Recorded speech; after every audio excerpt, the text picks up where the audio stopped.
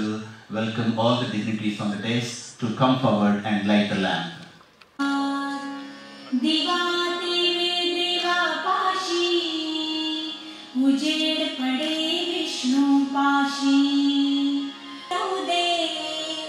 बाहेरची लक्ष्मी घरात येताना उदंड आयुष्य सुख समाधान.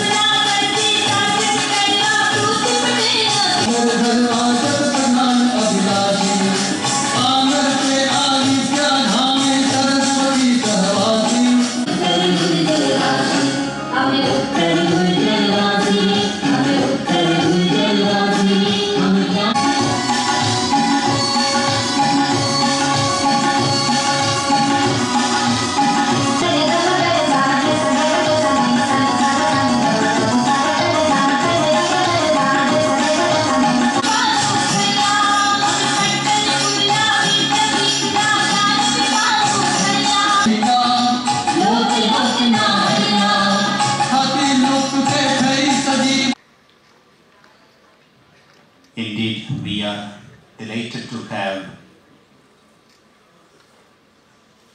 guests, our Honorable Prime Minister's birthday standing committee, which is a 9-member committee representing all 29 chairmen to coordinate with. He was also director of Gujarat Tourism from January 2011 to March 2015. 2005 to May 2012. Member Board of Studies, Rural Studies Department, and 2009 to 12.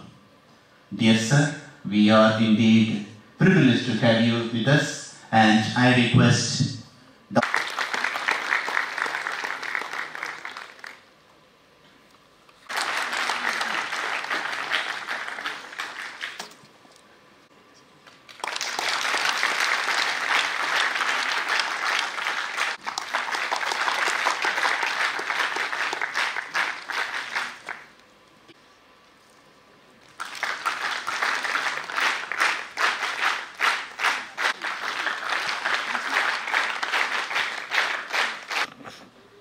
अपनी वच्चे पधारेला मोगेरा मेहमानों doctor Dinesh दासा GPSC chairman पूर्व अने doctor Jagdish भाई पावसा JO Gujarat university में in charge vice chancellor अने प्रो वाइस चांसलर बने होद्दाओं ने बखूबी निभाया. આજે આપણે જાણીએ છીએ કયા હેતુસર ભેગા થયા છીએ કે રાષ્ટ્રના વડાપ્રધાન પરમ આદરણીય નરેન્દ્રભાઈની આજે વર્ષગાંઠ છે, જન્મદિવસ છે અને એ નિમિત્તે આખા દેશની અંદર અનેકવિધ પ્રોગ્રામો થઈ રહ્યા છે અને આપણે ખૂબ જ ભાગ્યશાળી છે કે એમની વર્ષગાંઠના દિવસે એમના વિશે એક ખૂબ ઉત્કૃષ્ટ પુસ્તક લખાયું છે કે જે પુસ્તક વિશે માહિતી આપવા માટે આપણી પાસે બે અત્યંત વિદ્વાન વ્યક્તિઓ પધારેલા છે. આ બુક હજી મને ગઈકાલે મળી એટલે વધારે જોવાનો તો અવકાશ હતો નહીં, પણ બુકની પ્રસ્તાવના ભારત રત્ન લતા મંગેશકરજીએ લખી છે અને આવા જ આદરણીય વિદ્વાનો દ્વારા પુસ્તક લખાયેલું છે. અને વિચાર કરો કે આવું અદ્ભુત પુસ્તક જેમના વિષય લખાયું એ પરમ આદરણીય નરેન્દ્રભાઈ, એ કેવું પ્રચંડ વ્યક્તિત્વ હશે એ તમે આ વાંચો એના પરથી ખ્યાલ આવશે. બાકી અઘરું છે કે એક વ્યક્તિની પર્સનાલિટીને સમજવી, કેવી રીતે કામ કરે છે. અને જો વાતો કરવા બેસીએ તો ખૂબ વાતો થાય, પણ હાલ અત્રે વધારેલા મહાનુભાવોનું ફરી એકવાર સ્વાગત છે. અને આપણા યુનિવર્સિટીના વિવિધ વિભાગોમાંથી પધારેલા અધ્યક્ષશ્રીઓ, અધ્યાપક મિત્રો, નોન ટીચિંગ સ્ટાફ અને ખાસ કરીને ડાયનેમિક એવા વિદ્યાર્થી ભાઈ બહેનો, આજનો કાર્યક્રમ તમે બહુ જ ધ્યાનથી સાંભળજો, સમજજો અને એમાંથી તમને તમારી કારકિર્દીનું ઘડતર કઈ રીતે કરવું આ પુસ્તક શીખવાડી શકે એવું છે. તો ફરી એકવાર મહાનુભાવોનો ખૂબ ખૂબ આભાર અને સ્વાગત છે કેમ્પસમાં. અને હવે આગળ કાર્યક્રમ નો દોર સંચારો જરૂરી છે એ માટે હું વિનંતી કરું છું. ધન્યવાદ. આ પુસ્તકની ઓળખ આપો. આજના પ્રાસંગિક વક્તા અને આખા દેશમાં જીપીએસસીનું નામ રોશન કરનાર ખૂબ જ અભ્યાસુ એવા દિનેશભાઈ દાસા, યુનિવર્સિટીના રજિસ્ટ્રાર રોહિતભાઈ, કાયદા વિદ્યા શાખાના ડીન ડૉક્ટર શ્રોફ સાહેબ, કનુભાઈ, શૈલેષભાઈ, અધ્યાપક બંધુ ભગીની, વાલા વિદ્યાર્થીઓ, આજે આ 21મી યુનિવર્સિટી એટલે કે વિશ્વવિદ્યાલય, એમાં આ પ્રકારનો કાર્યક્રમ યુવાન છાત્ર છાત્રાઓની વચ્ચે જઈને કરવાનો એક ઉપક્રમ ગોઠવ્યો છે. યોગાનુયોગ જે વ્યક્તિના સંદર્ભમાં તમારી વચ્ચે વાતો મૂકવામાં આવે છે એ વ્યક્તિનો આજે જન્મદિવસ પણ છે. એટલે તમે ખૂબ જ નસીબદાર છો કે એમના જીવનનો પરિશ્રમ, એમને જે જુદા જુદા ક્ષેત્રોમાં કરેલું કાર્ય, એ કાર્ય માન્ય દિનેશભાઈ દાસા આપણી સમક્ષ ઉજાગર કરવાના છે. આખો એ કાર્યક્રમની પાછળનો હેતુ તો જે યુવાન દોસ્તો અહીંયા બેઠા છે એના જીવનના અંદર કંઈક ને કંઈક પ્રેરણા મળે. કશું જ અશક્ય નથી એ આપણે સાંભળતા આવ્યા છીએ, પણ આપણા જ ઉત્તર ગુજરાતના વતની, આપણા જ વડનગરના અંદર જન્મેલા શ્રી નરેન્દ્રભાઈ મોદીએ વડનગરથી વડાપ્રધાન સુધીની આખી જે મંજિલ હાસિલ કરી એ જ આપણને જીવનના અંદર આગળ વધવા માટેની એક પ્રેરણા આપતો સ્વયં દાખલો છે. વોરા સાહેબે કીધું કે આ પુસ્તકની પ્રસ્તાવના ભારત રત્ન લતા મંગેશકરે લખી છે. મિત્રો, આ પુસ્તક એને જુદા જુદા 5 વિભાગમાં વહેંચવામાં આવેલું છે.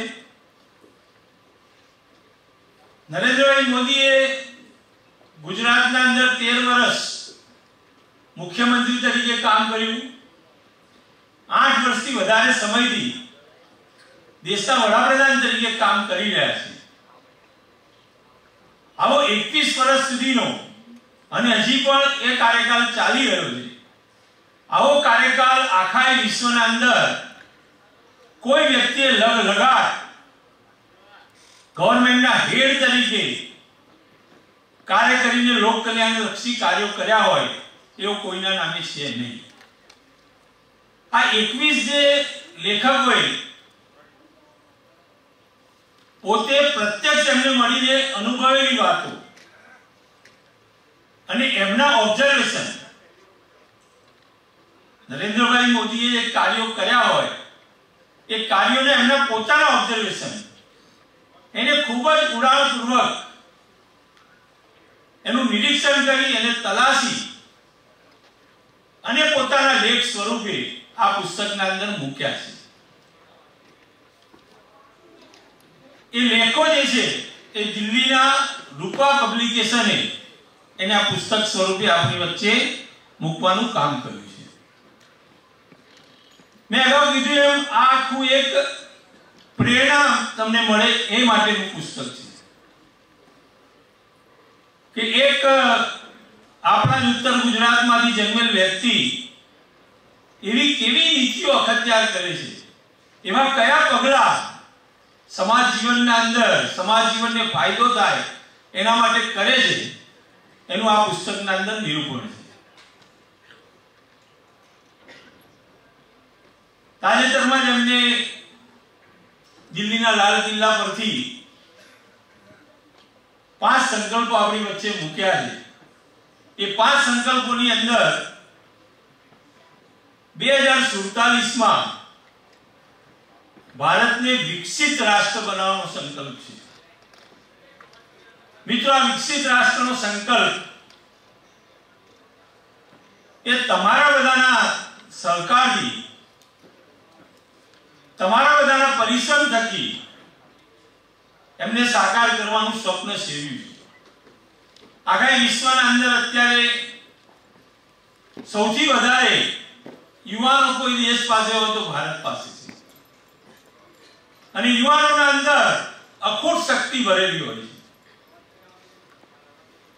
સ્વપ્નને હકીકત કરવાની તાકાત એમનામાં પડેલી હોય છે. મને રજિસ્ટ્રાર શ્રી ના ફોનની જે રિંગ ટોન છે અને તમે બધા એનાથી अवगत छो. धरती की शान, तू ये प्रभु की संतान, तेरी मुट्ठियों में बंद तूफान है. मनुष्य तू बड़ा महान, भूल मत मनुष्य तू बड़ा महान. એટલે તમે બધા એટલી બધા શક્તિશાળી છો કે શક્તિને તમારે જાગૃત કરવાની.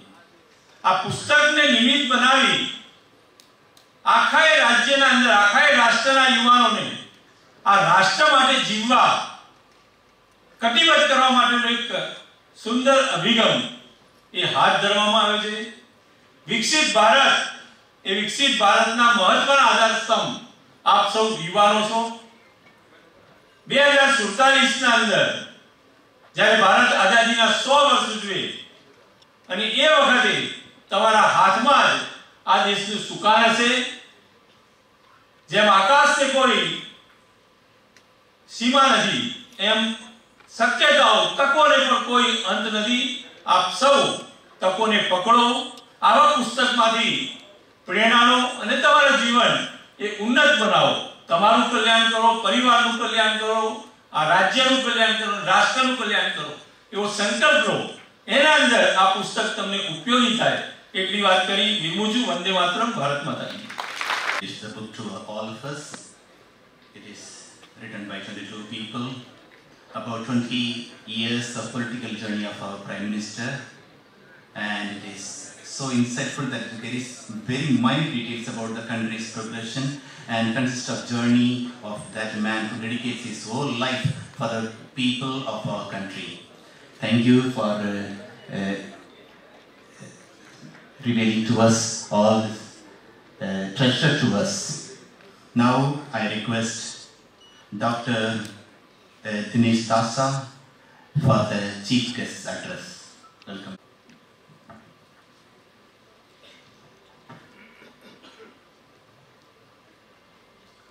आदरणीय वडाप्रधान श्री नरेंद्र मोदी जी ना जन्मदिवसे एमनी 20 वर्षनी वहीवटी कारकिर्दी पर लखाયેલ पुस्तक पर चर्चा करवा माटे उपस्थित है। आ कार्यक्रम में उपस्थित आदरणीय कुलपति श्री वोरा साहेब, गुजरात यूनिवर्सिटी ना भूतपूर्व pro vice chancellor doctor Jagdish भाई भावसार, आ यूनिवर्सिटी ना कुल सचिव आदरणीय श्री रोहित भाई, लो फैकल्टी ना डीन श्रोफ साहेब, आ यूनिवर्सिटी ना एक्जिक्यूटिव काउंसिल मेंबर आदरणीय श्री शैलेश भाई, आदरणीय श्री कनु भाई, आ यूनिवर्सिटी ना सर्वे अध्यापक श्रीओ अने वाला विद्यार्थियों,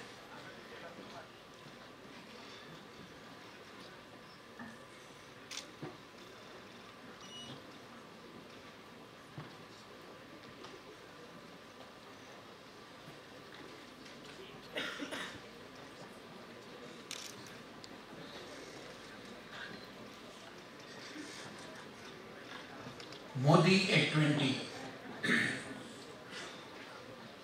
ड्रीम्स मीट डिलीवरी आ पुस्तक નું टाइटल है।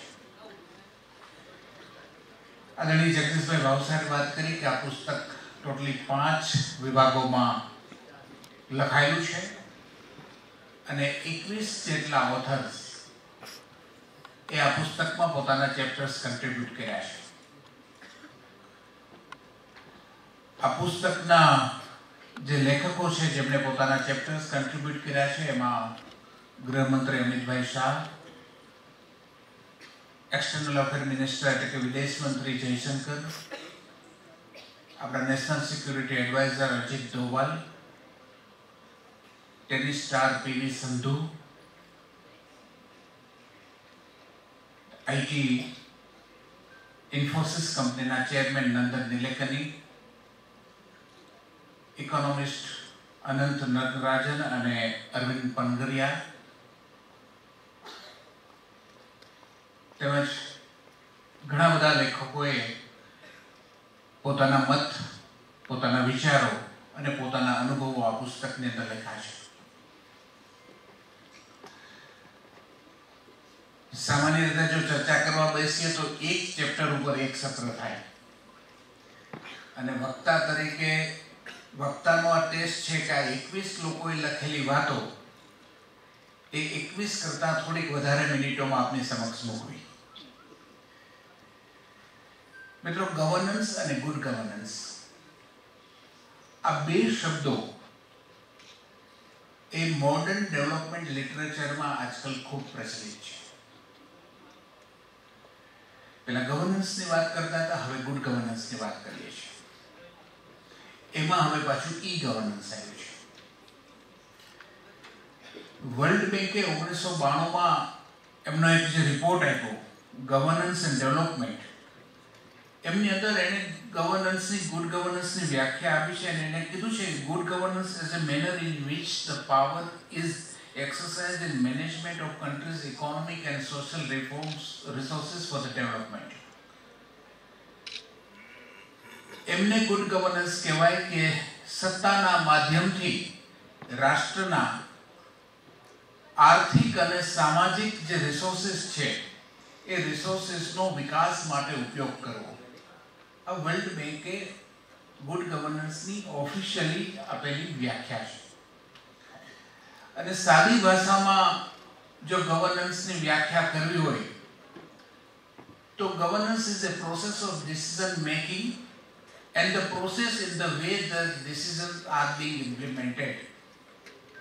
निर्णयों करवानी प्रक्रिया અને કરેલા નિર્ણયોને ક્રિયાન્વયન કરવાની પ્રક્રિયા એને આપણે ગવર્નન્સ કહીએ છીએ। અને ગુડ ગવર્નન્સ અને ગવર્નન્સને જો સચોટ રીતે સમજવું હોય તો નરેન્દ્રભાઈ મોદીના 7 ઓક્ટોબર 2001 થી આજ સુધીના એમની સરકારી ઓફિસમાં રહેવાના કાર્યકાળને જે રીતના પુસ્તકની અંદર વર્ણવવામાં આવ્યા છે એના ઉપરથી ગવર્નન્સ અને ગુડ ગવર્નન્સનો ખ્યાલ આપણને મળે છે. 7મી ઓક્ટોબર 2001ના રોજ નરેન્દ્રભાઈ જ્યારે ગુજરાત રાજ્યના મુખ્યમંત્રી બન્યા ત્યારે એમની પહેલી ઇલેક્ટેડ ઓફિસ હતી. આ પહેલા એ ક્યારેય કોઈ દિવસ કોઈ આ રીતના સરકારી પદ ઉપર ન હતા. અને 2021માં એટલે કે જ્યારે એમના 7 ઓક્ટોબર 2001 થી 2021માં એટલે કે એમના જે 20 વર્ષ એમનો જે સરકારી કાર્યકાળ જે પૂરો થયો એના સંદર્ભમાં રૂપા પબ્લિકેશનને વિચાર આવ્યો અને એના માધ્યમથી આ પુસ્તક લખ્યું છે. અલગ અલગ લોકોએ એમના વિચારોમાં વ્યક્ત કર્યા છે. જ્યારે નરેન્દ્રભાઈ ગુજરાત રાજ્યના મુખ્યમંત્રી બન્યા ત્યારે કચ્છની અંદર ભૂકંપ હતો. આખું કચ્છ, ઉત્તર ગુજરાત, અમદાવાદ અને સૌરાષ્ટ્રના કેટલાક ભાગો એ આ 6.9ની તીવ્રતાના ભૂકંપથી હચમચી ગયા હતા. અને એવા વખતે ગુજરાતનું એક આખું રિસર્જન કરવું એના કાર્યક્રમથી નરેન્દ્રભાઈની વહીવટી ગાથાની શરૂઆત થાય છે. એક કચ્છ જે કચ્છ આખે આખું ખતમ થઈ ગયું હતું એક કચ્છ અનંત નાગરાજન જે આજે ભારતના ચીફ ઇકોનોમિક એડવાઇઝર છે એ લખે છે કે એગ્રીકલ્ચર ગ્રોથની અંદર મિત્રો આજે આપને બધાને જણાવતા આનંદ થાય છે કે જે કહેવાતો સૂકો પ્રદેશ કચ્છ એ હોર્ટિકલ્ચર ક્રોપ માટે બાગાયત પાકોના વાવેતર માટે ગુજરાતમાં સૌથી વધારેમાં વધારે વિસ્તાર અને ઉત્પાદન ધરાવતો એ કચ્છ જિલ્લો બન્યો છે. જીપીએસસીની પરીક્ષામાં વરાસર વચ્ચે પ્રશ્ન પૂછ્યો હતો વિદ્યાર્થીઓને કન્ફ્યુઝ કરવા માટે કે ઈસબગુલની ખેતી અને ખાસ કરીને આવા બધા પાકોની ખેતી માટે ગુજરાતના કયા પ્રદેશ પ્રખ્યાત છે. અને એમાં સ્વાભાવિક છે ઉત્તર ગુજરાત લખ્યું હોય, કચ્છ લખ્યું હોય, સૌરાષ્ટ્ર લખ્યું હોય અને બાકી બધું લખ્યું હોય. મોટાભાગના લોકોએ ઉત્તર ગુજરાત લખ્યું હતું. અને પછી આધારો સાથે આવ્યા હતા કે ઉત્તર ગુજરાતમાં જ આ ખેતી તો વધારે થતી હોય. વાસ્તવમાં એવી છે કે હવે આ બધી ખેતીની અંદર એ કચ્છ જે છે એ ગુજરાતમાં અવ્વલ નંબર ઉપર છે. એટલે એગ્રીકલ્ચર ગ્રોથથી શરૂ થાય, કચ્છનો ઇન્ડસ્ટ્રીયલ ગ્રોથ શરૂ થાય અને એમ કરતાં કરતાં જે એક પ્રકારનો મતલબ એ જેને વેરાન પ્રદેશ કહેવાય, જેને સૂકો પ્રદેશ કહેવાય, અછતવાળો પ્રદેશ કહેવાય, એ મિત્રો અછતવાળો પ્રદેશ એ આજે ભારતની અંદર ઇન્વેસ્ટમેન્ટ ડેસ્ટિનેશન બન્યું છે. ઔદ્યોગિક વિકાસ પણ થયો અને કૃષિનો વિકાસ પણ કચ્છનો થયો અને સાથે સાથે જે રીતના કચ્છનો વિકાસ થયો એ જ રીતના આખા ગુજરાતનો વિકાસ થયો એવું અનંત નાગરાજન એ પોતાના ચેપ્ટરની અંદર લખે છે. ગુજરાતના વિકાસની વાત કરીએ તો એક જમાનામાં જે સાબરમતીના પટ ઉપર સાબરમતીનો પટ એ સર્કસ માટે પ્રખ્યાત હતો. જૂના જમાનાના લોકો જ્યારે સાબરમતીના એ પટ ઉપર જઈએ તો જ્યારે જઈએ ત્યારે સર્કસ માટેનો પ્રખ્યાત હતો.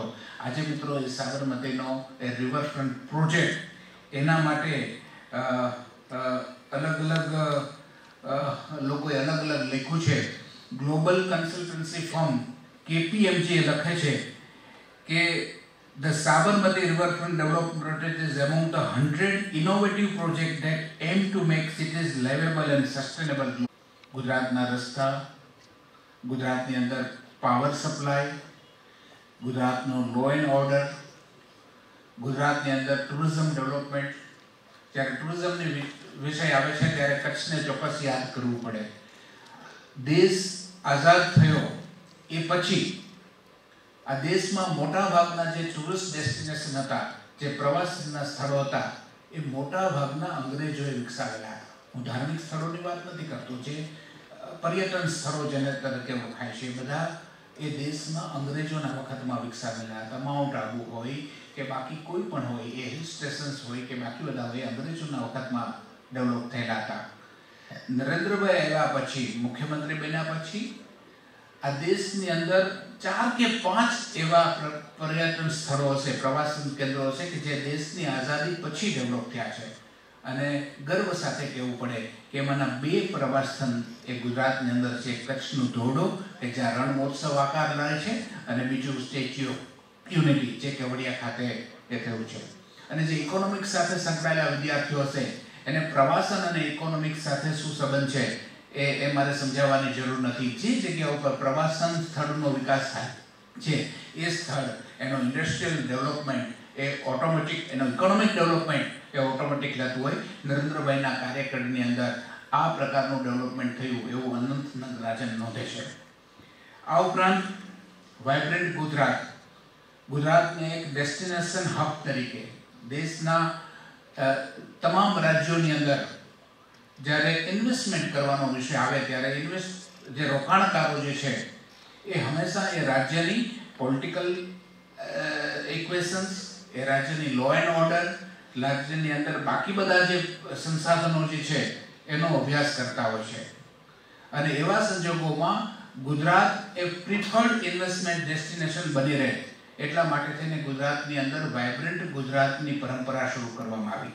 અને નંદરાજન લખે છે કે vibrant Gujarat was not mere a slogan, it is a reality. અને આપણે બધા જ આજે મિત્રો સમજી રહ્યા છે કે વાઇબ્રન્ટ ગુજરાત હમણાં જ 3 દિવસ પહેલા વેદાંતાએ મિત્રો સેમિકન્ડક્ટર ચિપ, આપણે હંમેશા બધા જ લોકો મોબાઈલ વાપરીએ છીએ, આપણે બધા લોકો ઇલેક્ટ્રોનિક કાર વાપરીએ છીએ, જે કોઈ ડિજિટલ ડિવાઇસીસ વાપરીએ છીએ એ ડિજિટલ ડિવાઇસીસનું ચાલક બળ એ સેમિકન્ડક્ટર ચિપ હોય છે.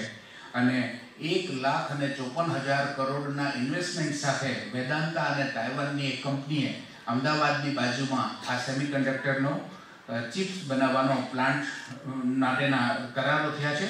અત્યાર સુધી ભારતની અંદર આ જે સેમિકન્ડક્ટર ચિપ્સ જે છે આપણે ચાઇનાથી અને બાકી બધાથી આપણે મંગાવતા હતા. આત્મનિર્ભર ભારત અને મેક ઇન ઇન્ડિયાના સ્લોગન હેઠળ એના નેચા હેઠળ ભારત જે છે આવનારા દિવસોમાં સેમિકન્ડક્ટર ચિપ બનાવવા જઈ રહ્યું છે.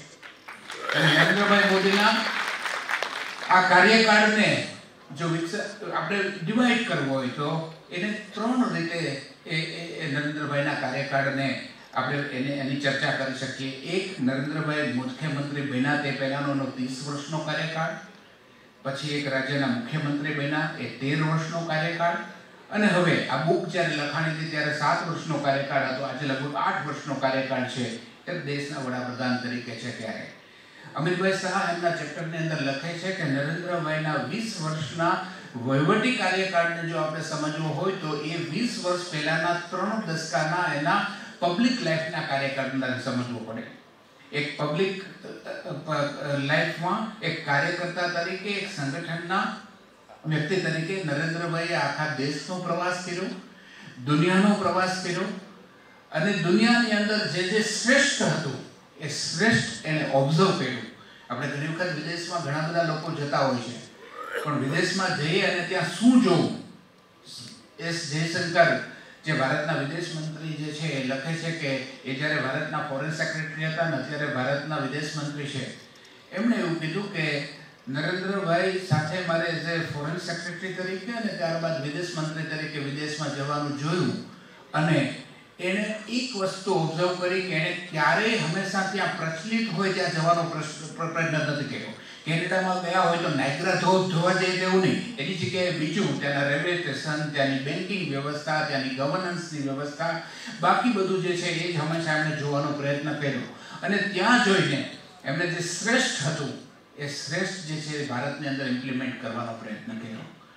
અને અનંત નાગરાજન એમનું જે ટાઇટલ જે છે એ thinking big and executive in scale, તો એ લખે છે કે નરેન્દ્રભાઈને જો આ વિચાર જો કોઈ જગ્યાએથી આવ્યો હોય તો એમને વિચાર આવ્યો કે આ દેશ ઈસવીસન 1 ની અંદર આ દેશનું વિશ્વના જીડીપીમાં કન્ટ્રીબ્યુશન લગભગ 33% હતું, અને 1700ની સાલ સુધી એટલે કે 1700 વર્ષ સુધી આ દેશ વિશ્વમાં આર્થિક મહાસત્તા હતો. 33% લઈ અને લગભગ 1700 સુધીમાં ભારતનું વિશ્વના જીડીપીમાં 24 થી 28% જેટલું કન્ટ્રીબ્યુશન હતું. આજે ભારતનું વિશ્વમાં કન્ટ્રીબ્યુશન 3.5 થી 4% છે. તો કલ્પના કરો કે એ જે ભારત જે છે એ ભારત એ સોને કી ચિડિયા કહેવાતી હતી ને એટલા માટે દુનિયાની તમામ પ્રજાએ ભારતની અંદર પહેલા વેપાર કરવા માટે આવી ને પછી આપણી ઉપર રાજ કરી હતી. તો નરેન્દ્રભાઈ વિચાર કર્યો કે આવું કેમ થયું. 1980 ની અંદર ચાઇના વિશ્વની 10મા નંબરની ઇકોનોમી હતી, જ્યારે ભારત વિશ્વની 9મા નંબરની ઇકોનોમી હતી.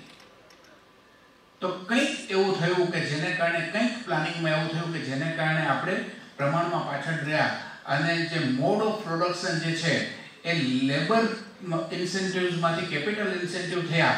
Means of production A industrial revolution પછી એ લોકોના ઘરમાંથી ફેક્ટરી તરફ ગયા, અને એમાં ભારત ક્યાંક કોઈક જગ્યાએ તક ઝડપવાનું એ છૂટી ગઈ.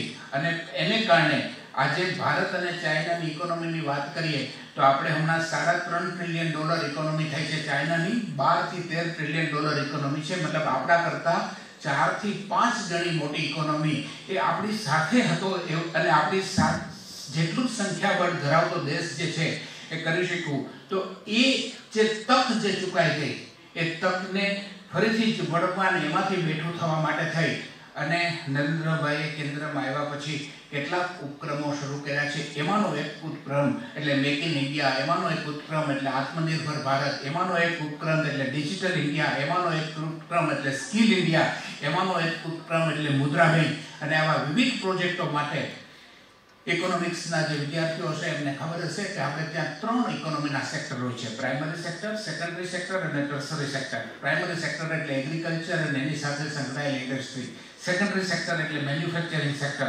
અને ટર્શરી સેક્ટર એટલે સર્વિસ સેક્ટર. કંઈક ભારતની અંદર એવું થયું કે ભારતે સીધી પ્રાઇમરી સેક્ટરમાંથી ટર્શરી સેક્ટર તરફ મૂવમેન્ટ કર્યું. સેકન્ડરી સેક્ટર એટલે કે જે મેન્યુફેક્ચરિંગનું સેક્ટર હતું એ મેન્યુફેક્ચરિંગના સેક્ટરમાં ક્યાંક કોઈક જગ્યાએ કચાશ રહી ગઈ. એ કમી એ પૂરવાનો નરેન્દ્રભાઈ મોદીની વર્તમાન સરકારે પ્રયત્ન કર્યો છે, અને એમાં આત્મનિર્ભર ભારત અને મેક ઇન ઇન્ડિયા અને એના ઉપક્રમે આજે સેમિકન્ડક્ટર ચિપ્સ જે છે એ જે અત્યાર સુધી આપણે આયાત કરતા હતા, આપણે બધા જ લોકો મોબાઈલ વાપરતા હતા, આપણો મોબાઈલનો ડિસ્પ્લે જતો રહે અને મોબાઈલનો ડિસ્પ્લે આપણે જે યુઝ કરતા હતા એ હંમેશા વિદેશમાંથી આવતો હતો. છેલ્લા કેટલાક સમય થયા બધાએ જેણે નવી કાર નોંધાવી હશે એમને ખબર હશે કે 3 કે 4 મહિનાનું વેઇટિંગ છે. તો 3 કે 4 મહિનાનું વેઇટિંગનું કારણ એ છે કે જે કારની જે ચિપ્સ જે છે, ઇલેક્ટ્રોનિક્સ ચિપ્સ, એ આપણે ઇમ્પોર્ટ કરીએ છીએ, અને ચાઇનામાં અત્યારે શોર્ટેજ હતી કે જેને કારણે આપણે નહોતા કરી શકતા. ભારતે મિત્રો બીજું ઝડપું છે કે હવે પછી દુનિયાની અંદર આજે ચિપ્સ છે એ ચાઇનાથી ઇમ્પોર્ટ નહીં કરીએ પણ દુનિયાને ભારત આપશે, અને એની શરૂઆત આપણે કરી છે. ભારત સામે મિત્રો સૌથી મોટી જો ચેલેન્જ હોય તો એ આપણા ડેમોગ્રાફિક ડિવિડન્ડને એન્ગેજ કરવાની છે. ડેમોગ્રાફિક ડિવિડન્ડ એટલે working class of the society.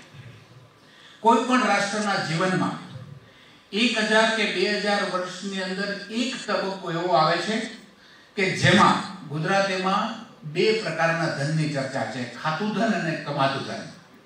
ખાતું ધન એટલે બાળકો અને વૃદ્ધો, કમાતું ધન એટલે તમે બધા હમણાં થોડા દિવસોમાં કમાતું ધન થવાના છે. જે working class of the society, જેને આપણે ડેમોગ્રાફિક ડિવિડન્ડ કહેવાય છે. ભારતની અંદર 2018 ની અંદર એક તબક્કો એવો આવ્યો કે જેની અંદર ભારતની અંદર એમનું ડેમોગ્રાફિક ડિવિડન્ડ, જગદીશભાઈ એમના પ્રવચનમાં ઉલ્લેખ કર્યો કે વિશ્વનો સૌથી યુવાન દેશ છે, વિશ્વમાં સૌથી વધારે ડેમોગ્રાફિક ડિવિડન્ડ એ ભારત પાસે છે. ડેમોગ્રાફિક ડિવિડન્ડ એટલે વર્કિંગ ક્લાસ, જે કામ કરી શકે એવા લોકોનો સમૂહ, એ 2018 ની અંદર ભારતમાં સૌથી વધારે થયો. 2018 ની અંદર વૃદ્ધો અને બાળકો કરતા યુવાનોની સંખ્યા દેશની અંદર વધારે રહી. અને આ ડેમોગ્રાફિક ડિવિડન્ડનો તબક્કો એ 2055 સુધી રહેવાનો છે. એટલે 2018 થી 2055 આ 37 વર્ષ સુધી ડેમોગ્રાફિક ડિવિડન્ડ આપણે ત્યાં રહેવાનું છે. અને આપણે ત્યાં ઘણી વખત ચર્ચા થાય છે કે promise of demographic dividend will not last long. Can India take the advantage of this demographic window in next 2 decades and benefit from it? Yes or no? તો મિત્રો આ ડેમોગ્રાફિક ડિવિડન્ડને ડેમોગ્રાફિક સરપ્લસ બનાવવા માટે આ ડેમોગ્રાફિક ડિવિડન્ડ જે વાત કરી જગદીશભાઈ કે 2047 ની અંદર જ્યારે આપણે 100મી આપણી આઝાદીની વર્ષગાંઠ ઉજવતા હશે ત્યારે આપણે વિકાસશીલમાંથી વિકસિત દેશ થવું છે. અને આ વિકાસશીલમાંથી વિકસિત થવું હોય મિત્રો આપણે ત્યાં પેન ઓફ ટ્રાન્ઝિશનલ સોસાયટી, આપણે ત્યાં એક પ્રકારનું આપણું મેનુ છે. દુનિયામાં 3 પ્રકારના દોષ હોય છે: વિકસિત, વિકાસશીલ અને અલ્પ વિકસિત. ભારત એ વિકાસશીલ દેશની કેટેગરીમાં આવે છે. વિકાસશીલ હોવું એ ગુનો નથી, પરંતુ કેટલા વર્ષ વિકાસિત રહેવું એ ચોક્કસ ચિંતાનો વિષય છે. દુનિયામાં જ્યારે યુરોપ એ રાજાશાહીની અંદર વિકાસશીલ હતું. કોલંબસે હજી અમેરિકા શોધ્યું નહોતું ત્યારે ભારત વિકાસશીલ હતો. આજે દુનિયામાં જે દેશો છે જેને વિકસિત દેશો કહેવાય, એ જાપાનની અંદર 1868 ની અંદર મેજી રેવોલ્યુશન થયું. એ મેજી રેવોલ્યુશન જાપાનની અંદર થયું, એના 25 વર્ષની અંદર જાપાન કંઈક ડેવલપ થયું. 1871 ની અંદર બર્લિનની દિવાલ તૂટી અને જર્મનીનું યુનિફિકેશન થયું. એના કંઈક 30 વર્ષની અંદર જર્મની ડેવલપ થયું. પેરિસ ફ્રાન્સની અંદર પેરિસ કોમ્યુન થયો 1871 માં, એના કંઈક 30-35 વર્ષની અંદર ફ્રાન્સ ડેવલપ થયું. રશિયાની અંદર 1917 ની અંદર ઝાર રેવોલ્યુશન થયું, એના 25 વર્ષની અંદર રશિયા ડેવલપ થયું. ચાઇનાની અંદર 1949 માં માઓ રેવોલ્યુશન થયું, એના કંઈક 35-40 વર્ષની અંદર ચાઇના ડેવલપ થયું. ત્યારે પ્રશ્ન એ થાય કે આપણી સાથે આઝાદ થયેલા લોકો એ જો 25 થી 50 વર્ષની અંદર વિકાસશીલમાંથી વિકસિત થઈ જતા હોય તો એવું શું થયું કે એ સમયે સુમેરિયન અને ઇજિપ્શિયન સોસાયટીની સમકક્ષ એ ભારત હોય, યુરોપ કરતા આગળ હોય, અમેરિકા કરતા આગળ હોય, એ દેશ આજે પણ વિકાસશીલ છે. તો એ દેશને વિકાસશીલમાંથી વિકસિત બનવા માટે થઈને આ ડેમોગ્રાફિક ડિવિડન્ડ, જ્યારે કોઈ પણ રાષ્ટ્રએ એમના ડેમોગ્રાફિક ડિવિડન્ડનો ખૂબ સરસ રીતે ઉપયોગ કર્યો છે ત્યારે એ દેશ વિકસિત થયો છે. અને આપણે મિત્રો નસીબવાળા છે કે જ્યારે ભારતનું ડેમોગ્રાફિક ડિવિડન્ડ વિશ્વમાં સૌથી વધારે છે ત્યારે એક દીર્ઘદ્રષ્ટુ, એક કર્મઠ અને એક આયોજનલક્ષી નેતૃત્વ નરેન્દ્રભાઈ મોદીના નેતૃત્વમાં દેશને મળ્યું છે. એવું નંદન નિલેકનીથી લઈ અરવિંદ પંગરાજિયા કરીને તમામ ઇકોનોમિસ્ટ જે છે એ આ પુસ્તકની અંદર લખે છે. 2018 થી 2055 આ 37 વર્ષ સુધી ડેમોગ્રાફિક ડિવિડન્ડ આપણે ત્યાં રહેવાનું છે. અને આપણે ત્યાં ઘણી વખત ચર્ચા થાય છે કે promise of demographic dividend will not last long. Can India take the advantage of this demographic window in next 2 decades and benefit from it? Yes or no? તો મિત્રો આ ડેમોગ્રાફિક ડિવિડન્ડને ડેમોગ્રાફિક સરપ્લસ બનાવવા માટે આ ડેમોગ્રાફિક ડિવિડન્ડ જે વાત કરી જગદીશભાઈ કે 2047 ની અંદર જ્યારે આપણે 100મી આપણી આઝાદીની વર્ષગાંઠ ઉજવતા હશે ત્યારે આપણે વિકાસશીલમાંથી વિકસિત દેશ થવું છે. અને આ વિકાસશીલમાંથી વિકસિત થવું હોય મિત્રો આપણે ત્યાં પેન ઓફ ટ્રાન્ઝિશનલ સોસાયટી, આપણે ત્યાં એક પ્રકારનું આપણું મેનુ છે. દુનિયામાં 3 પ્રકારના દેશ હોય છે, વિકસિત, વિકાસશીલ અને અલ્પ વિકસિત. ભારત એ વિકાસશીલ દેશની કેટેગરીમાં આવે છે. વિકાસશીલ હોવું એ ગુનો નથી, પરંતુ કેટલા વર્ષ વિકાસિત રહેવું એ ચોક્કસ ચિંતાનો વિષય છે. દુનિયામાં જ્યારે યુરોપ એ રાજાશાહીની અંદર વિકાસશીલ હતું, કોલંબસે હજી અમેરિકા શોધ્યું નહોતું ત્યારે ભારત વિકાસશીલ હતો. આજે દુનિયામાં જે દેશો છે જેને વિકસિત દેશો કહેવાય, એ જાપાનની અંદર 1868 ની અંદર મેજી રેવોલ્યુશન થયું. એ મેજી રેવોલ્યુશન જાપાનની અંદર થયું, એના 25 વર્ષની અંદર જાપાન કંઈક ડેવલપ થયું. 1871 ની અંદર બર્લિનની દિવાલ તૂટી અને જર્મનીનું યુનિફિકેશન થયું. એના કંઈક 30 વર્ષની અંદર જર્મની ડેવલપ થયું. પેરિસ ફ્રાન્સની અંદર પેરિસ કોમ્યુન થયો 1871 માં, એના કંઈક 30-35 વર્ષની અંદર ફ્રાન્સ ડેવલપ થયું. રશિયાની અંદર 1917 ની અંદર ઝાર રેવોલ્યુશન થયું, એના 25 વર્ષની અંદર રશિયા ડેવલપ થયું. ચાઇનાની અંદર 1949 માં માઓ રેવોલ્યુશન થયું, એના કંઈક 35-40 વર્ષની અંદર ચાઇના ડેવલપ થયું. ત્યારે પ્રશ્ન એ થાય કે આપણી સાથે આઝાદ થયેલા લોકો એ જો 25 થી 50 વર્ષની અંદર વિકાસશીલમાંથી વિકસિત થઈ જતા હોય તો એવું શું થયું કે એ સમયે સુમેરિયન અને ઇજિપ્શિયન સોસાયટીની સમકક્ષ એ ભારત હોય, યુરોપ કરતા આગળ હોય, અમેરિકા કરતા આગળ હોય, એ દેશ આજે પણ વિકાસશીલ છે. તો એ દેશને વિકાસશીલમાંથી વિકસિત બનવા માટે થઈને આ ડેમોગ્રાફિક ડિવિડન્ડ, જ્યારે કોઈ પણ રાષ્ટ્રએ એમના ડેમોગ્રાફિક ડિવિડન્ડનો ખૂબ સરસ રીતે ઉપયોગ કર્યો છે ત્યારે એ દેશ વિકસિત થયો છે. અને આપણે મિત્રો નસીબવાળા છે કે જ્યારે ભારતનું ડેમોગ્રાફિક ડિવિડન્ડ વિશ્વમાં સૌથી વધારે છે ત્યારે એક દીર્ઘદ્રષ્ટુ, એક કર્મઠ અને એક આયોજનલક્ષી નેતૃત્વ નરેન્દ્રભાઈ મોદીના નેતૃત્વમાં દેશને મળ્યું છે. એવું નંદન નિલેકનીથી લઈ અરવિંદ પંગરાજિયા કરીને તમામ ઇકોનોમિસ્ટ જે છે એ આ પુસ્તકની અંદર લખે છે. એની મદદથી ગ્રીવન્સ એડ્રેસ કઈ રીતના કરવા, એની દેશમાં જો કોઈથી સૌપ્રથમ શરૂઆત થઈ હોય તો એ ભારતની અંદર એ સ્વાગત ઓનલાઈનના સ્વરૂપમાં થઈ છે. અને એને નરેન્દ્રભાઈ મોદી જ્યારે દેશના વડાપ્રધાન થયા ત્યારે પ્રગતિ નામનું એક મોડલ બન્યું, પ્રોએક્ટિવ પ્રગતિ, જે દર બુધવારે 4:30 વાગે દેશના વડાપ્રધાન દેશના તમામ રાજ્યના કેબિનેટ ચીફ સેક્રેટરી સાથે કેન્દ્રના જે અલગ અલગ પ્રકલ્પો છે, જે પ્રોજેક્ટ છે, એનું મોનિટરિંગ કરવા માટેનો આ પ્રગતિ મોડેલના માધ્યમથી, ટેકનોલોજીના માધ્યમથી એક એકાઉન્ટેબિલિટી નક્કી કરવા માટેનો એક ઉપક્રમ છે. એસ જયશંકર જે ભારતના વિદેશ મંત્રી છે એ પોતે લખે છે કે આ પ્રગતિથી પ્રેરાઈ અને એસ જયશંકર જ્યારે પોતે વિદેશ સચિવ હતા ત્યારે એવો વિદેશ સચિવ તરીકે ભારતના જે દૂતો વિદેશમાં જે કામ કરે છે, હાઈ કમિશનર અને એમ્બેસેડર, એમની સાથે આ જ પ્રકારની મીટિંગ્સ જે છે તે કરતા હતા. એટલે પ્રગતિનો મોડલ એવું. જેમ ટ્રિનિટી, જેમ એટલે જનધન, એ એટલે આધાર અને એમ એટલે મોબાઈલ. એ જેમ ટ્રિનિટીનો ઉપયોગ કરી અને જે સરકારની જે વેલફેર સ્કીમ્સ છે એ નીતિ સુધી કઈ રીતના પહોંચે, અને કોરોના કાળમાં જ્યારે ચારે બાજુ લોકડાઉન હોય, બેંક બંધ હોય, બાકી બધું બંધ હોય, એવા વખતે સરકારની આ જે સહાયકારી યોજનાઓ લોકો સુધી કઈ રીતના પહોંચે એના માટેનું જો બેસ્ટ મોડેલ હોય તો એ જેમ મોડેલ છે. જનધન, આધાર અને મોબાઈલ.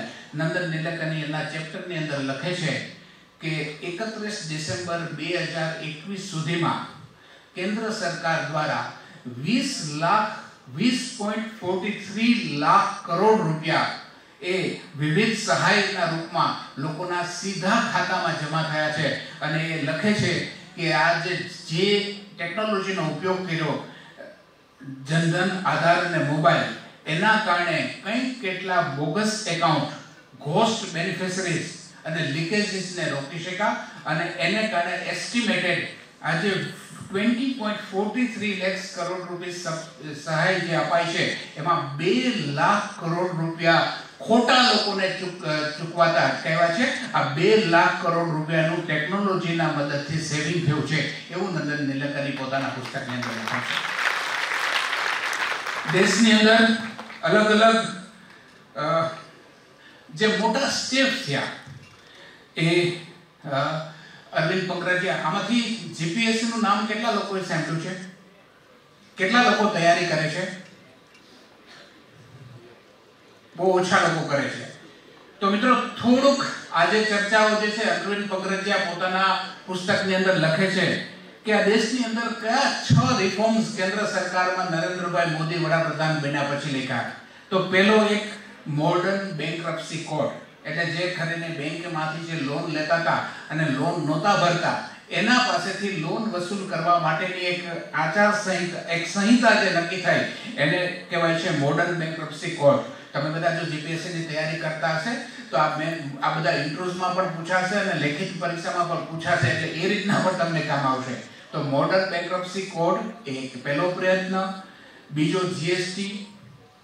જીએસટી નું ઇમ્પ્લિમેન્ટેશન 2017 ની અંદર થયું. અને ખૂબ રીતે આ બધા સ્ટેપ્સ, જે 6 સ્ટેપની જે અરવિંદ પંકરાજીયા વાત કરે છે, જેની આ દેશની અંદર ચર્ચા છેલ્લા 20 વર્ષથી થતી હતી, પરંતુ 20 વર્ષની અંદર દેશમાં ડિસિસિવ સરકાર નહોતી, એક પૂર્ણ બહુમતની સરકાર નહોતી, એક નિર્ણાયક સરકાર નહોતી, જેના કારણે વર્ષોથી એની ચર્ચા થતી હતી. વર્ષોથી સમાચાર માધ્યમો એમની ચર્ચા કરતા હતા, પરંતુ એમનું ઇમ્પ્લિમેન્ટેશન નહોતું થતું. જેવી આ સરકાર આવી 2014 પછી અને એ પછી, અને ઇકોનોમિક્સની દ્રષ્ટિએ વાત કરીએ તો ભારત ઇકોનોમિક્સની દ્રષ્ટિએ 5 ફેઝમાં પસાર થયું છે. 1947 થી 1964 સુધીનો દેશની અંદરનો જે ઇકોનોમિકનો ફેઝ છે એને નેહરુવિયન સોશિયાલિઝમ કહેવાય. 1964 થી 1980 સુધીનો જે દેશમાં જે તબક્કો આવ્યો તેને એલપીઆર કહેવાય, that is called licence permit Raj. કંઈ પણ કરવું હોય તો તમારે લાયસન્સ લેવું પડે. આ દેશને ખાસ કરીને નુકસાન જે ઘણી વખત થયું છે એનું કારણ એ થયું કે આ દેશમાં એક એવા પ્રકારનું કલ્ચર ઊભું થયું કે કોઈ પણ વ્યક્તિને એમ કહેવામાં આવે કે તમારે સ્કૂટરની ફેક્ટરી નાખવી હોય તો તમને છૂટ. પેલો માણસ 100 સ્કૂટર પર ડે પ્રોડક્ટ કરી શકે એવી એમણે ફેક્ટરી નાખી હોય, પણ એમને લાયસન્સ કેટલું મળે તો કે 10 સ્કૂટરનું. એટલે જે જૂના જમાનામાં જે લોકો હશે એ બધાને ખબર હશે કે બજાજનું સ્કૂટર તો આપણે પહેલા નોંધાવવું પડતું હતું ને પછી આપણને મળતું હતું. તો એ 1964 થી 1980 નો તબક્કો એ LPR that is called licence permit Raj, 1980 થી 1990 એ લિબરલ ઇકોનોમી, 1991 માં જ્યારે નરસિંહ રાવ દેશના વડાપ્રધાન બન્યા અને ડોક્ટર મનમોહન સિંહ નાણામંત્રી બન્યા ત્યારે એને માર્કેટને ખુલ્લું કર્યું અને LPG that is લિબરલાઇઝેશન, પ્રાઇવેટાઇઝેશન અને ગ્લોબલાઇઝેશનનો દોર શરૂ થયો અને એ 2014 સુધી અને 2014 પછી જે આપણે ઇકોનોમિકનો જે વેવ્સ ચાલે છે એમાં એવું કહેવાય છે કે minimum government and maximum governance ઓકાના ભાગરૂપે આ દેશની અંદર 6 મોટા આર્થિક રિફોર્મ્સના જે પગલાં લેવાના, એમાંનું એક બેન્ક્રપ્સી કોડ, બીજું GST, ત્રીજું લેબર લો રિફોર્મ્સ, એક ફાર્મ લોસ પણ છે પણ કોઈ કારણસર એ વિડ્રો થયા પણ એક ફાર્મ એ પણ એક રિફોર્મ્સ જ એ લખે છે, simplification and reduction of corporate tax અને મેડિકલ કાઉન્સિલ ઓફ ઇન્ડિયા જે મેડિકલનું આખું એડમિશન એ નક્કી કરી દીધી એમને વિખેરી નાખવામાં આવી અને એની જગ્યાએ નેશનલ મેડિકલ કમિશન NMC જે છે અસ્તિત્વમાં આવ્યું એની છે. GST ની વાત કરીએ મિત્રો તો ઘણી વખત GST એ 20 વર્ષથી ચાલતું હતું. 1997-98 થી એની ચર્ચા થઈ, 2017 માં રોલ આઉટ થયો. ઘણા લોકોને એમ થાય છે કે ભાઈ 2012 ની અંદર GST જ્યારે આવ્યું હતું ત્યારે એ GST નો ગુજરાત જેવા રાજ્યોએ વિરોધ કર્યો, પરંતુ 2017 ની અંદર જ્યારે આ GST આવ્યું ત્યારે એમને ફૂલ હાથથી વધારવામાં આવ્યું. તો એવા તો શું 2012 અને 2017 ના GST માં ફરક હતા? તો મિત્રો 2017 નું જે GST હતું જેના કારણે GST અત્યાર સુધી ઇમ્પ્લિમેન્ટ નહોતું થઈ શકતું એ કમ્પન્સેશન ટુ ધ સ્ટેટ્સ. કોઈ પણ રાજ્ય જે ઉત્પાદક રાજ્ય હોય, જે મેન્યુફેક્ચરિંગ સ્ટેટ હોય, ગુજરાત, મહારાષ્ટ્ર, તમિલનાડુ, એવા લોકોને જૂના GST ના સ્ટ્રક્ચરની અંદર ખૂબ મોટું નુકસાન હતું. આ 2017 નો જે GST નું બિલ આવ્યું એમાં જે મેન્યુફેક્ચરિંગ સ્ટેટ્સ છે એ બધા સ્ટેટ્સને એવું કહેવામાં આવ્યું કે તમને 5 વર્ષ સુધી જે બેઝ યર નક્કી થયું છે એના કરતા જો 14% કરતા ઓછો ગ્રોથ થશે તો તમને કેન્દ્ર સરકાર કમ્પન્સેશન આપશે. એટલે compensation to the states bill જે છે આ નવા GST ની અંદર પસાર કરવામાં આવ્યું ને એના કારણે મેન્યુફેક્ચરિંગ સ્ટેટ્સ જે ગુજરાત અને મહારાષ્ટ્ર અથવા હરિયાણા અથવા તમિલનાડુ જેવા રાજ્યોએ પણ આ GST ને સ્વીકાર્યો. અને મિત્રો આજે વન નેશન, વન ટેક્સ અને વન માર્કેટ એ નીચા સાથે આપણે આગળ વધી રહ્યા છે અને આના જે પરિણામો જે છે, એના જે પોઝિટિવ આઉટપુટ છે એ આવનારા દિવસોમાં આપણને બધાને મળવાના છે. પાણીની યોજના હોય, ઘરે ઘરે પાણી પીવડાવવાનું એટલે પહોંચાડવાનું હોય. નરેન્દ્રભાઈ જ્યારે વડાપ્રધાન બન્યા ત્યારે દેશમાં 18,000 કરતા વધારે ગામડા એવા હતા કે જ્યાં ઇલેક્ટ્રિસિટી નહોતી પહોંચી. વડાપ્રધાને લાલ કિલ્લા પરથી પ્રોમિસ આપ્યું હતું કે 1000 દિવસોની અંદર હું આ તમામ ગામડાઓનું ઇલેક્ટ્રિફિકેશન કરીશ. અને મિત્રો મને જણાવતા આનંદ થાય છે કે 972 દિવસની અંદર આ 18,000 કરતા વધારે ગામડા જે હતા તેનું ઇલેક્ટ્રિફિકેશન કર્યું. ગુજરાતમાં જ્યોતિગ્રામ યોજના આપણે બધાને ખબર છે કે જ્યોતિગ્રામ યોજનાથી આખા રાજ્યની કાયાકલ્પ થઈ છે. અર્બન ફીડર અને રૂરલ ફીડરને અલગ કરવામાં આવ્યા. અર્બન ગામડાઓની અંદર પણ એના કારણે અનઇન્ટરપ્ટેડ 24 કલાક વીજળી બનતી થઈ અને એ પછીનું ગુજરાત એ કંઈક અલગ છે. આપણે બધા એના સાક્ષી છે. ડિજિટલ પેમેન્ટની મેં વાત કરી, જલ જીવન મિશનની વાત કરી કે 15/8/2019 ના દિવસે 192 મિલિયન હાઉસ હોલ્ડ છે, એમાંથી ફક્ત 32.3 મિલિયન હાઉસ હોલ્ડ જે છે એમને પીવાનું પાણીના નળ કનેક્શન હતા. અને 20/12/2021 ના દિવસે 192 માંથી 86.7 મિલિયન હાઉસહોલ્ડ એવા છે કે જેમના ઘરે પીવાનું પાણી પહોંચે છે. આમ 3 વર્ષની અંદર 32 મિલિયન માંથી 87 મિલિયન હાઉસહોલ્ડ સુધી આપણે ઘરે પીવાનું પાણી પહોંચાડી શકાય છે. 29/8/2021 ના દિવસે આ દેશમાં 1.3 બિલિયન આધાર કાર્ડ ઇસ્યુ થયા છે. એટલે જેટલા દેશની અંદર નાગરિકો છે બધા નાગરિકોને આધાર કાર્ડ જે છે એ પહોંચ્યા છે. 304 એપ્રિલ 2016 ના દિવસે 21 બેંકો એ યુપીઆઈ પેમેન્ટ પ્લેટફોર્મ પર હતી. આજે ફેબ્રુઆરી 22 ના દિવસે 304 બેંક જે છે એ યુપીઆઈ પેમેન્ટ પ્લેટફોર્મ પર છે. બધા જ વેલેટ, એ પછી ગૂગલ પે હોય, ફોન પે હોય, પેટીએમ હોય, એમેઝોન પે હોય, એ બધા હવે યુપીઆઈ થ્રુ ઓપરેટ કરે છે. અને ડિસેમ્બર 2021 ના રોજ 4.56 બિલિયન ટ્રાન્ઝેક્શન એ યુપીઆઈ એટલે કે ડિજિટલ ટ્રાન્ઝેક્શન થયું, જેની ટોટલ કિંમત 8.27 ટ્રિલિયન ઇન્ડિયન રૂપીસ થાય છે. એટલે આટલી મોટી સંખ્યામાં ડિજિટલ પેમેન્ટ તરફ આ દેશ જે છે તે આગળ વધી રહ્યો છે. જ્યાં સુધી નાગરિકોને લાગે વળગે છે ત્યાં સુધી નાગરિકોને સરળતા મળે એના માટેના પણ કેન્દ્ર સરકાર દ્વારા કેટલાક પ્રયત્ન કર્યા, એવા અરવિંદ પંગરાજે લખે છે.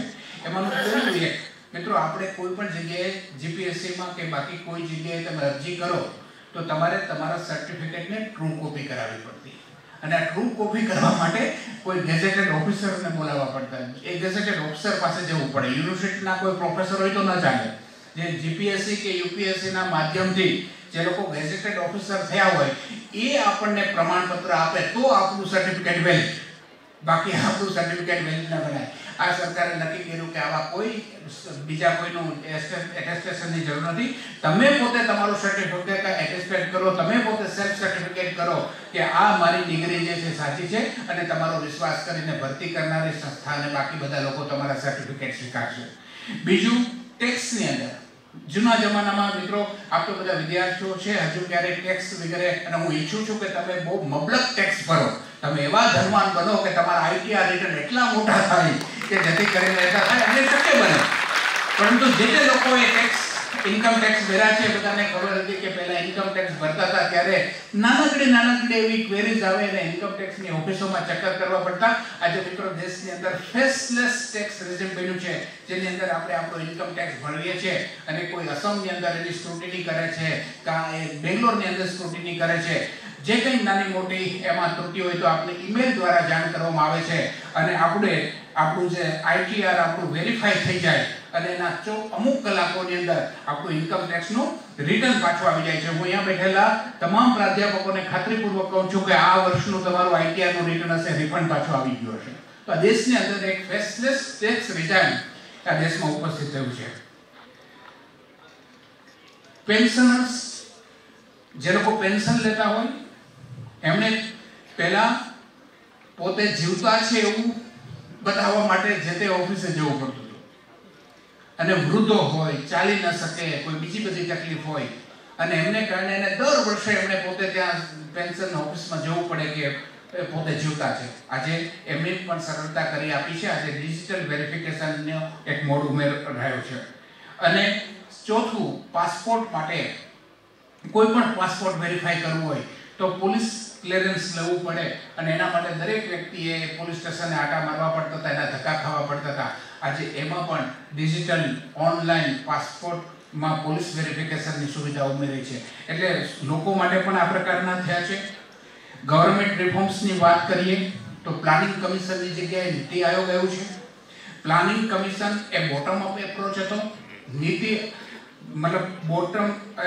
ટોપ ડાઉન એપ્રોચ હતો કે ઉપર નીતિઓ નક્કી થાય અને નીચે થોપવામાં આવે. નીતિ આયોગ એ બોટમ અપ એપ્રોચ છે, એટલે આયોજન અને નિર્ણય જે છે તે નીચે થાય અને એને ઉપર કરવામાં આવે. લેટરલ એન્ટ્રી સિવિલ સર્વિસની અંદર દાખલ કરવામાં આવી, એની પણ વર્ષોથી ચર્ચા ચાલતી હતી.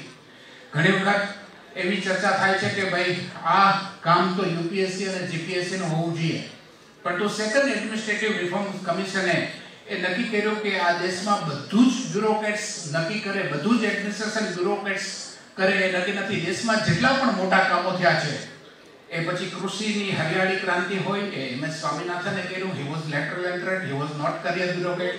દૂધની ક્રાંતિ એ વર્ગીસ કુરિયને કરી, he was a lateral entrant, he was not career bureaucrat. જે કોઈ બેન્કિંગ રિફોર્મ્સ કર્યા હોય, એ કેલકરે કર્યા હોય કે બાકી કોઈ કર્યા હોય, એ લોકો કરિયર બ્યુરોક્રેટ્સ નહોતા, એ બધા લેટરલ એન્ટ્રન્ટ હતા. આ દેશમાં જે સ્પેસ ક્ષેત્રે જે કામ થયું છે, એ ડોક્ટર હોમી ભાભા અને વિક્રમ સારાભાઈએ કર્યું, they were not career entrant, they were lateral entrant.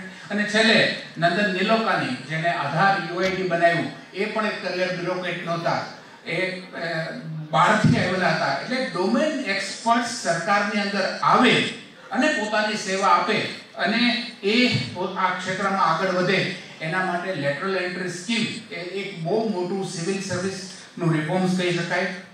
દેશની જ્યાં સુધી વિદેશ નીતિને લાગે વળગે છે ત્યાં સુધી નરેન્દ્રભાઈ જ્યારે દેશમાં વડાપ્રધાન તરીકે શપથ લીધા ત્યારે પહેલી વખત એવું થયું કે બધા જ નેબરિંગ કન્ટ્રીઝ એ સાર્ક કન્ટ્રીઝના વડાઓ ને આપણે દિલ્હીની અંદર શપથ ગ્રહણ સમારંભની અંદર ઇન્વાઇટ કરવામાં આવ્યા અને ત્યારથી વિદેશ લેવલ નીતિના અનેક સોપાનો.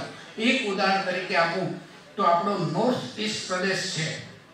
અંગ્રેજો જ્યારે આ દેશને છોડીને ગયા ત્યારે એવી જ રીતના છોડીને ગયા કે ઉપર હિમાલય છે, વેસ્ટમાં પાકિસ્તાન છે અને ઈસ્ટની બાજુ એ સમયનું ઈસ્ટ પાકિસ્તાન અને આજનું બાંગ્લાદેશ છે. અને આપણા 7 રાજ્યો જે છે એ ચિકન નેકથી જવું પડે અને એ એવી રીતના ભૌગોલિક રીતે લોકેટ થયેલા છે કે જેને કારણે આપણા પૂર્વોત્તર રાજ્યોનો જે વિકાસ, જે મેનલેન્ડ જેટલો વિકાસ થઈ શક્યો નથી. આપણે રશિયાનું વિઘટન થયું 1992માં. એ પછીની એ સમયની તત્કાલીન ભારતીય સરકારે લુક ઈસ્ટ પોલિસી કરી હતી કે પૂર્વ તરફ જુઓ.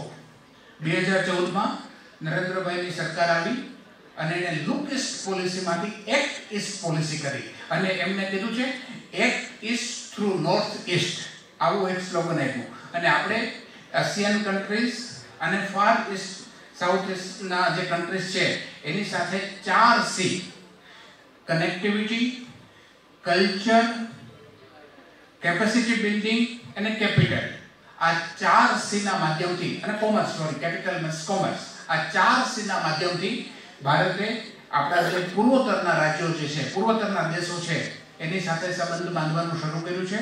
અને એ સંબંધને પરિણામે ભારતની અંદર, ભારતના ઉત્તર પૂર્વ વિભાગમાં, નોર્થ ઈસ્ટ વિભાગની અંદર ખૂબ મોટું આર્થિક ઇન્વેસ્ટમેન્ટ પણ થશે અને ઉત્પાદન થશે. જેમ પોર્ટલ, કોઈ પણ વ્યક્તિ પોતે મેન્યુફેક્ચરર હોય, વેન્ડર હોય, એને સરકારની અંદર પોતાની પ્રોડક્ટ જો આપવી હોય તો એના માટે એને ખૂબ મોટી તકલીફ પડતી.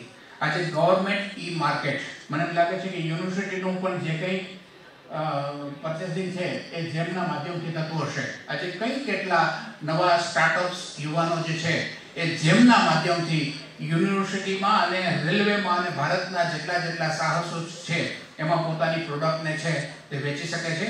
તો મિત્રો, આ રીતના વિદેશ નીતિ ક્ષેત્રે, આર્થિક ક્ષેત્રે, ડોમેસ્ટિક ઇન્ટરનલ સિક્યુરિટીના વિષયો હોય, યુવાનોને કામે લગાડવાના હોય, ભારતની વિદેશો ઉપરની ડિપેન્ડન્સી ઓછી કરવાના મુદ્દા હોય કે આ બધી જગ્યા ઉપર ભારત એક સરસ રીતે આગળ વધ્યું છે. અને એની સુધા મૂર્તિએ એક સરલા અને સ્વપ્ના નામની એક સ્ટોરી જે કરી છે એનાથી હું મારી વાતને પૂરી કરીશ. સુધા મૂર્તિ એ ઇન્ફોસિસના ચેરમેન નારાયણ મૂર્તિજીના વાઇફ છે. એ ક્યાંક ખૂબ જગ્યાએ લખે છે કે કોરોના કાળ વખતે એમનું જે ઇન્ફોસિસ ફાઉન્ડેશન છે એ બધાને મદદ કરવા માટે તત્પર હતું. ત્યારે ડોક્ટર્સ બધા લોકો એમને કહેતા હતા કે અમારી પાસે બધું જ છે, અમારી પાસે પીપી કીટ નથી. જો ડોક્ટર્સ, નર્સિસ અને પેરામેડિકલ સ્ટાફને આ પીપી કીટ આપવામાં આવે તો એ લોકો ખૂબ સારું કામ કરી શકે. પરંતુ એ સમયે પીપી કીટ આપણે ત્યાં થતી નહોતી. વિદેશથી જો મંગાવવા જઈએ તો 2-3 મહિના લાગતા હતા. એ દરમિયાન સુધા મૂર્તિને યાદ આવ્યું કે એના ઈમેલ ઉપર એક સ્વપ્ના નામની છોકરી જે છે એમનો ઈમેલ હતો અને સ્વપ્ના નામની છોકરી એવું કહે છે કે પોતે ફેશન ડિઝાઇનર છે, એમણે ડિપ્લોમા ફેશન ડિઝાઇનિંગ કર્યું છે અને જો એમને તક આપવામાં આવે, કોઈ પણ સેમ્પલ એમને આપવામાં આવે તો બેઠું એવું ને એવું એ સેમ્પલ બનાવીને આપશે. સુધામૂર્તિને એમ થયું કે આ કપડા કાળ છે. સુધામૂર્તિને પોતાના દિવસો યાદ આવી ગયા, કારણ કે પોતે જ્યારે યુવાન હતા ત્યારે કમ્પ્યુટર એન્જિનિયર તરીકે મહિલાઓ માટે કોર્પોરેટ્સમાં બહુ તક નહોતી. અને સુધામૂર્તિએ એ સમયે TCSના ચેરમેન JRD ટાટાને એક પત્ર લખેલો અને પત્ર લખીને એમ કીધું હતું કે મારે તમને મળવું છે. અને સુધામૂર્તિ JRD ટાટાને મળે છે અને મહિલાઓ પણ આ કોમ્પ્યુટર ક્ષેત્રે, IT ક્ષેત્રે કંઈ કરી શકે એ વાત એને TCSના ચેરમેનને સમજાવી અને સુધામૂર્તિ ત્યાં જોડાયા હતા. એ એને યાદ આવ્યું એટલે એને આ છોકરીને બોલાવી. છોકરીએ કીધું કે મારી પાસે આ પ્રકારની કળા છે, મારી પાસે એવા પ્રકારનો સ્ટાફ છે અને તમે મને 10 લાખનું કેપિટલ આપો, હું તમને તમારે જેવી જોઈતી છે એવી પીપી કીટ આપી દઈશ. અને જો તમને મારી માફક નહીં આવે તો હું હપ્તાના રૂપે તમને તમે આપેલું કેપિટલ જે છે પાછું કરીશ.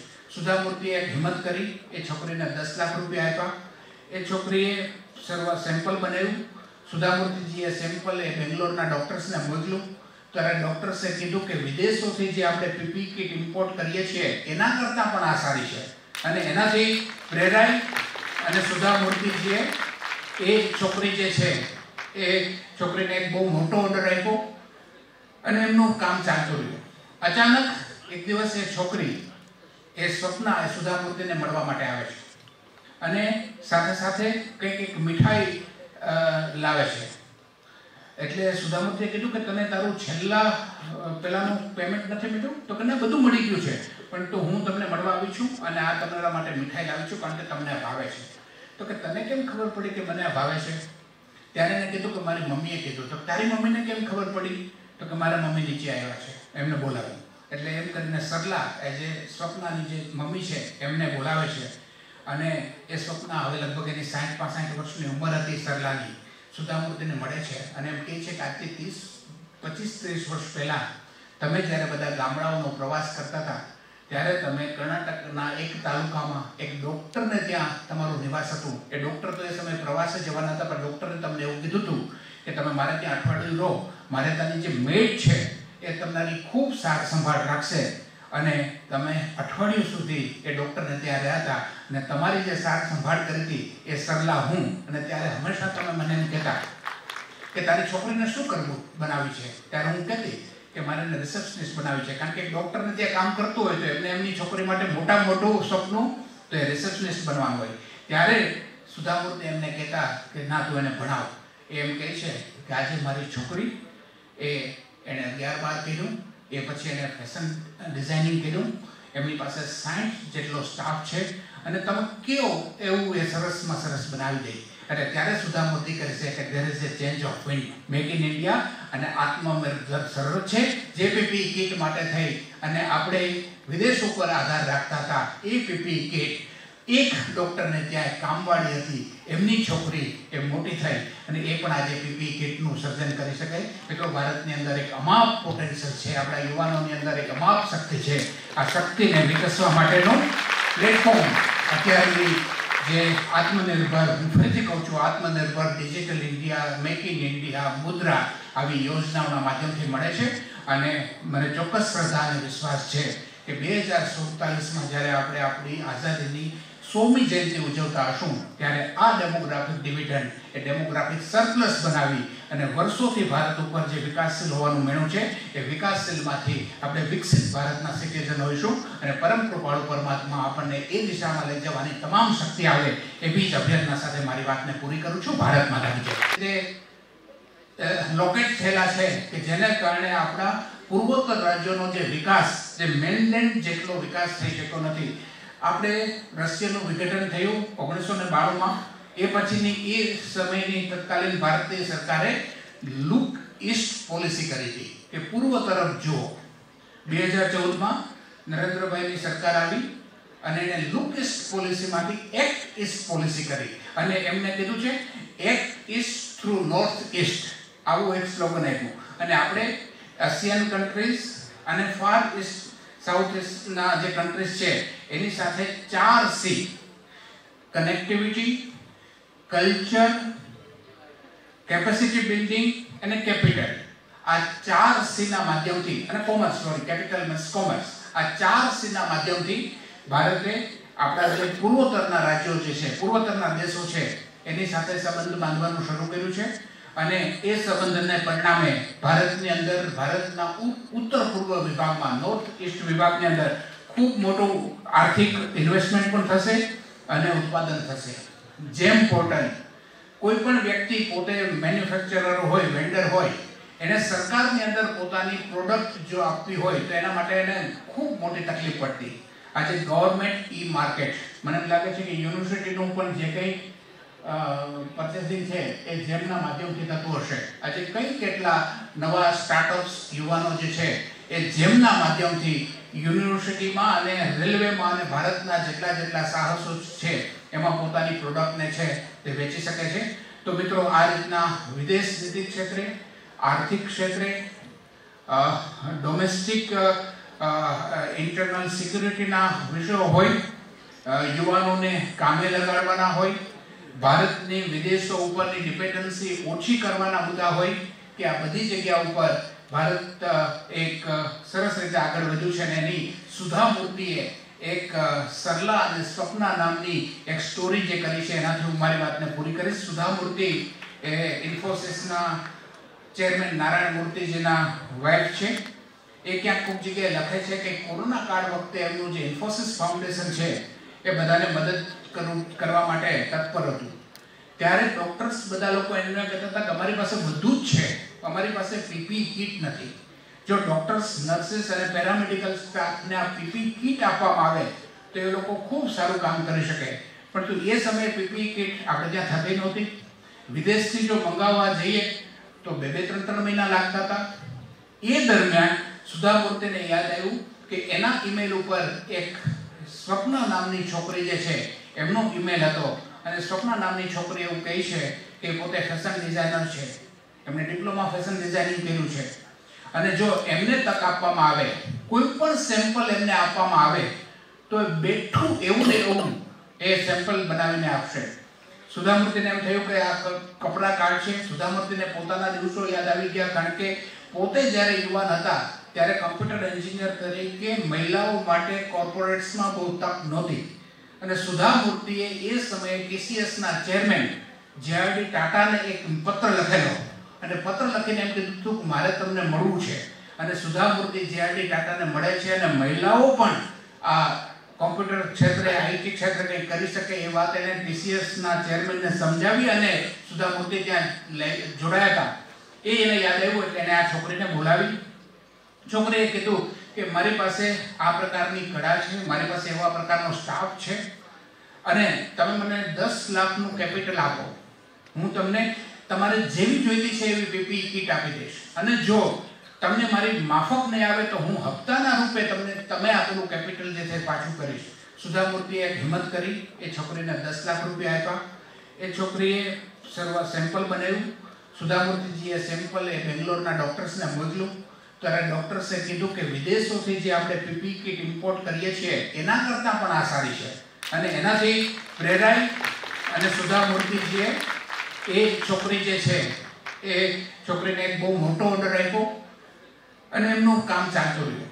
અચાનક એક દિવસ એ છોકરી એ સ્વપ્ના એ સુધા મૂર્તિને મળવા માટે આવે છે અને સાથે સાથે કંઈક એક મીઠાઈ લાવે છે. એટલે સુધા મૂર્તિએ કીધું કે તને તારું છેલ્લા પેલાનું પેમેન્ટ નથી મળ્યું? તો કે બધું મળી ગયું છે, પણ તો હું તમને મળવા આવી છું અને આ તમારા માટે મીઠાઈ લાવી છું કારણ કે તમને ભાવે છે. તો કે તને કેમ ખબર પડી કે મને આ ભાવે છે?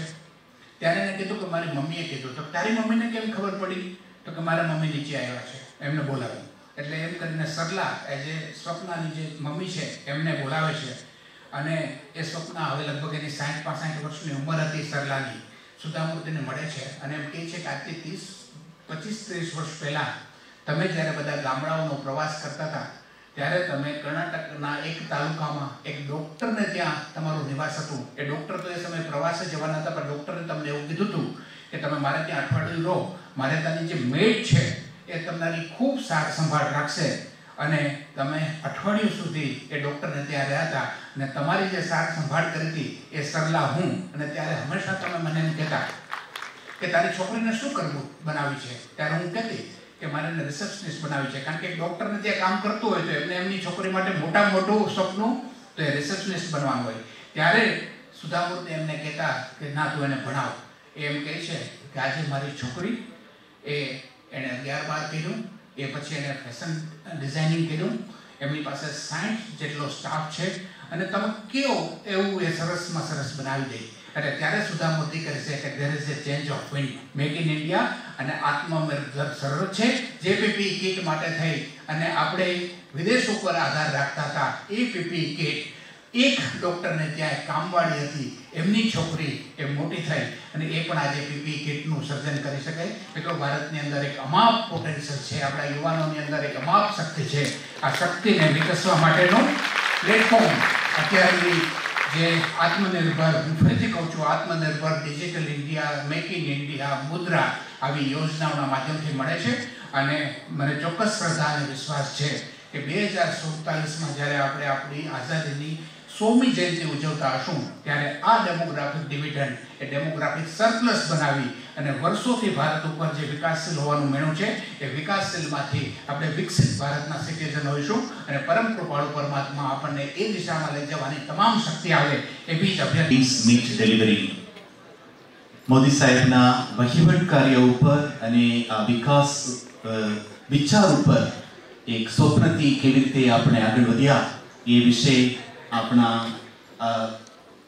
ડૉક્ટર દિનેશ દાસા સાહેબે ખૂબ જ સુંદર રીતે આપણને સમજાવી છે તે બદલ આપ સાહેબનો ખૂબ ખૂબ આભાર. હવે gratitude is the best attitude કહેવામાં આવે છે. તો આજનો દિવસ આપણા સૌ ગુજરાતી માટે ગૌરવ દિવસ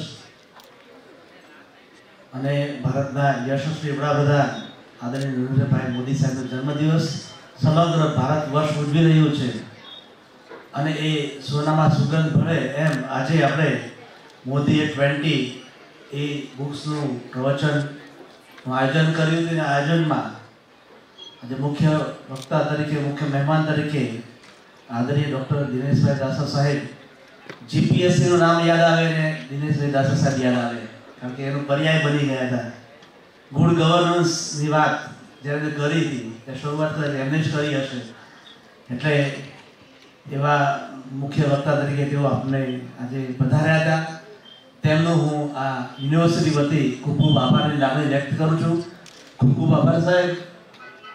આ કાર્યક્રમમાં મોદી 20ની જે બુક છે એની પ્રસ્તાવના જેને રજૂ કરી છે એવા former ex pro vice chancellor આદરણીય જગદીશભાઈ ભાવસાર સાહેબ જેઓ મારા સ્નેહી છે તેઓ પણ પધાર્યા છે અને આ કાર્યક્રમ માટેની રૂપરેખા જેને અમને આપી હતી એવા તબક્કે આભારની લાગણી વ્યક્ત કરું છું. અમારી યુનિવર્સિટીના આદરણીય વાઇસ ચાન્સેલર ડૉક્ટર જે વોરા સાહેબ જેમને આ કાર્ય કરવા માટે કરીને એમને પરમિશન આપી હતી, માર્ગદર્શન આપ્યું છે અને ખૂબ સાહસ સહકાર આપ્યો છે તેવા આદરણીય વોરા સાહેબનો પણ આ તબક્કે એમના પ્રત્યે હું આભારની લાગણી વ્યક્ત કરું છું. Thank you very much sir.